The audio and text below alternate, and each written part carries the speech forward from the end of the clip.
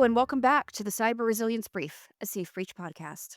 I'm Tova Dvorin, and joining me as always is my co host today, Adrian Culley, who is not only one of our senior sales engineers here at Safe Breach and our main contact in the EU, but some would say is not just an offensive cybersecurity expert, but a cybersecurity expert who's a little bit offensive. Adrian, it's great to have you back. That's a great description of me, Tova. Thank you. Always a pleasure. We've got a lot to unpack and cover today. Yeah, we certainly do. Our topic today is a major one, a timely one, and one that hits at the very heart of critical infrastructure security. What is it? We're going to dive deep into the recent FBI alert, PSA 25820, and the threat actor it spotlights, Dragonfly. Adrian, for our listeners who may not be familiar with Dragonfly, can you give us a quick lowdown? Absolutely. So, Dragonfly is a state-sponsored cyber espionage group, been around for over a decade. They're attributed with very high confidence to the Russian Federal Security Service, specifically Center 16 within the FSB. The group has a confusing number of aliases, things like Berserk Bear, Energetic Bear, and most recently Static Tundra. Their primary goal isn't financial, it's strategic cyber reconnaissance. They want to collect sensitive data on the operational networks of critical infrastructure, particularly in the energy and industrial control system sectors. So we would call these digital sleeper cells, although they really have to rethink the animal names. Exactly. The US Department of Justice indictments against three FSB officers in 2022 highlight this perfectly. They were charged with operations to damage energy facilities, proving this is about pre-positioning for future sabotage, not just espionage. Well, you can't help but respect a threat actor who does a little of advanced planning. Now, let's try to understand them a little further. Take a look at this FBI's recent alert, PSA 25820, which is what brings this topic back into focus. What's the key takeaway from this new intelligence? So this alert is crucial because it confirms that Dragonfly is still highly active and using some surprisingly low-tech but effective tactics. The actors who Cisco Talos calls Static Tundra are exploiting well-known unpatched vulnerabilities in legacy networking devices. They're collecting configuration files and conducting reconnaissance inside victim networks. This reliance on known years-old vulnerabilities shows a widespread weakness in critical infrastructure cybersecurity. It's funny because you'd think with all the talk about APTs and 0 days, not to mention the fact that when you go to cybersecurity conferences, vulnerability management is still last decade. A group as sophisticated as this wouldn't even bother with something as basic as an unpatched vulnerability. It's a key point, Tova. Why waste a 0 day when you can get in for free? As some friends of mine from both GCHQ and the NSA want to say quite rightly, people must understand that from a government security intelligence agency point of view, a 0 day can be representing cost millions of dollars, years of research. If you ever genuinely find a 0 day in your systems, you should be highly flattered because somebody somewhere really loves you. So this highlights a major issue. A robust intelligence-led defense needs to focus on the basics just as much as on the advanced stuff. If you can get in with a simple spear phishing email or an unpatched device, why go for a complex supply chain attack? Although it's worth noting that they do both, unfortunately. The FBI alert also explicitly mentions their use of the custom-built Sinful Knock malware. This is a really stealthy implant that modifies a router's firmware to create a persistent backdoor. This shows they're still using sophisticated custom tools for long-term persistence.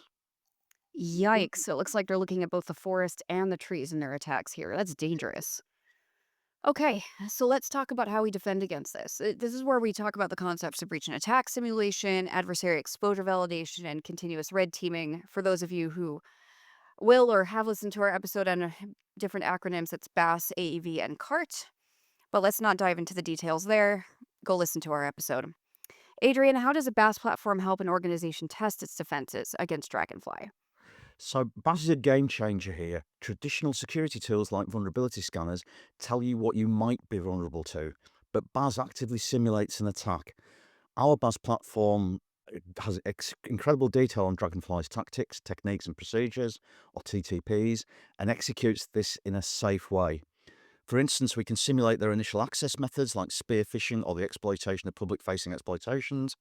Our BAS platform can also test if a company's perimeter defenses would detect or block and attempt to exploit something like the Cisco SMI vulnerability CVE 2018-0171 mentioned in the alert. And it's not just about getting in, right? It's what happens once they are in your systems. Exactly. Dragonfly is all about persistence and lateral movement once they're inside the network.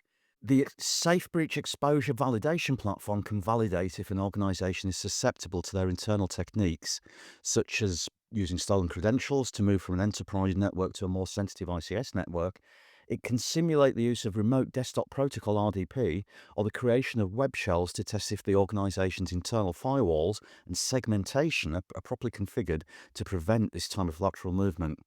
It's a continuous automated red team that gives you immediate feedback on your security posture against a real-world threat.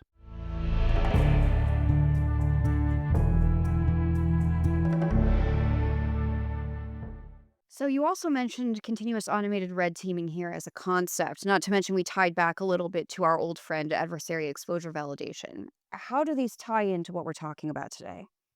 So that they're essentially variations of a breach and attack simulation mindset. Adversary exposure validation is about proactively identifying and quantifying an organization's exposure to specific known adversaries like Dragonfly. It's not just do we have a vulnerability, but are we vulnerable to the specific TTPs that this group is known to use? By aligning your security testing with the FBI's alert and the known TTPs of Dragonfly, you're not just improving your overall security, you're directly reducing your risk to this specific threat. So it's about being proactive, not reactive, and also making your defenses intelligence led. Precisely, and continuous red teaming is the security operations SecOps deployment of that. It's the idea that security isn't a one-time thing. Dragonfly is patient and persistent. They're good at their job. We just need to be better and reverse the adversary advantage. They'll constantly look for a new way in. So you need to continuously test your devices. CART uses the same principles as BAS, simulating TTPs, but it does it on an ongoing basis. This ensures that an organization's network changes, are logged and tracked, or as the threat actors TPPs have equally evolved, your security posture remains resilient. It moves you from a reactive, if we get hit, how do we respond model to a proactive, how do we prevent this from ever happening model. Hmm. That's a powerful shift. So to wrap this up, what is the key message we want our listeners to take away today? So the enduring threat from Dragonfly isn't a historical footnote. It continues to present a clear and present danger, a current and persistent risk that demands continuous vigilance. The FBI alert is an actionable piece of intelligence.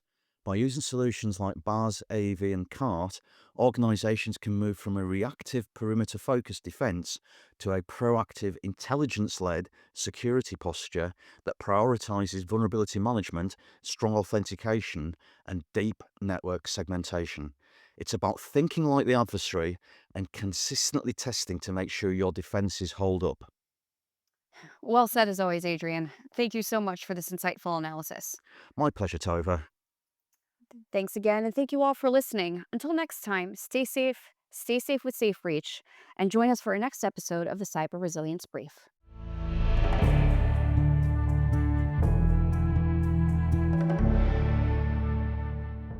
The Cyber Resilience Brief is a SafeReach podcast. It's produced by Tova Dvorin and executive produced by Adrian Culley. Sound design provided by Adobe Podcasts. Distribution provided by Podbean, and extra support and love from the SafeReach team. For more information on how adversarial exposure validation through SafeBreach can protect you and your business, no matter where you reside or what industry you're in, please visit us at www.safebreach.com.